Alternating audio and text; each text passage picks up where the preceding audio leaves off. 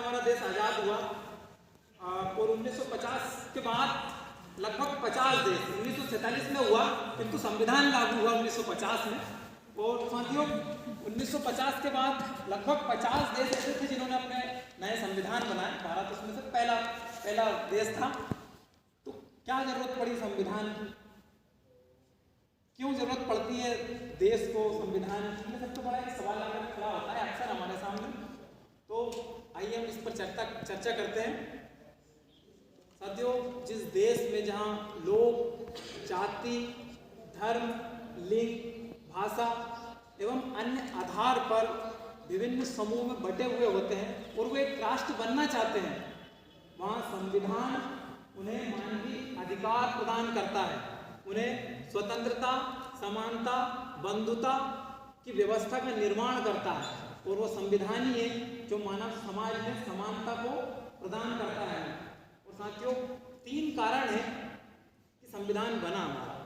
पहला कारण, ध्यान से सुनिए, बहुत प्यारे प्यारे कारण है, तब जाकर इस संविधान का निर्माण हुआ। पहला, 3 उद्देश्यों की पूर्ति करता है हमारा संविधान।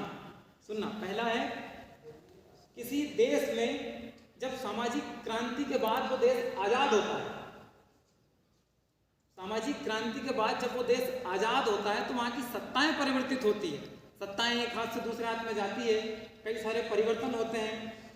लोग पहले के नियम कानूनों को नहीं मानते और उनके पास फिर कोई नए नियम कानून नहीं रहते, तब ऐसी स्थिति में हमें संविधान की जरूरत होती है। ये पहला कारण। दूसरा कारण है जब किसी देश को दूसरे देश की गुलामी से स्वतंत्रता मिलती है, तब संविधान की जरूरत होती है।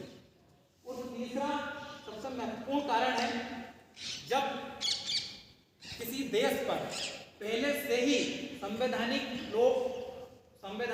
लोकतंत्र में कोई भारी संकट आ जाता है और वो काम करना बंद कर देता है, तब ऐसी स्थिति में हमें संविधान बनाना पड़ता है।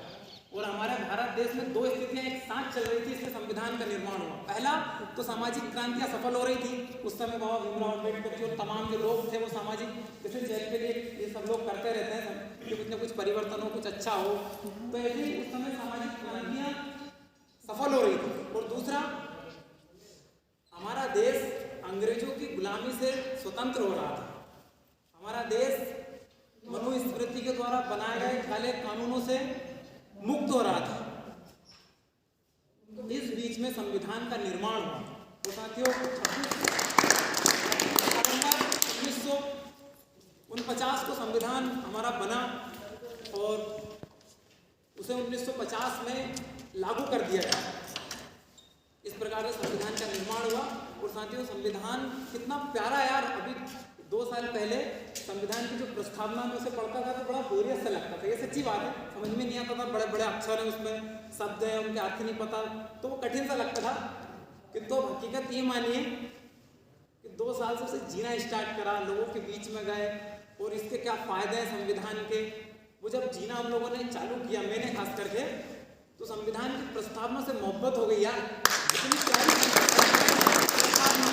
संविधान की प्रस्तावना को उद्देशिका और संविधान की आत्मा कहा जाता है। और उसका पहला शब्द ही इतना खूबसूरत है, इतना जादुई शब्द है, हम भारत के लोग।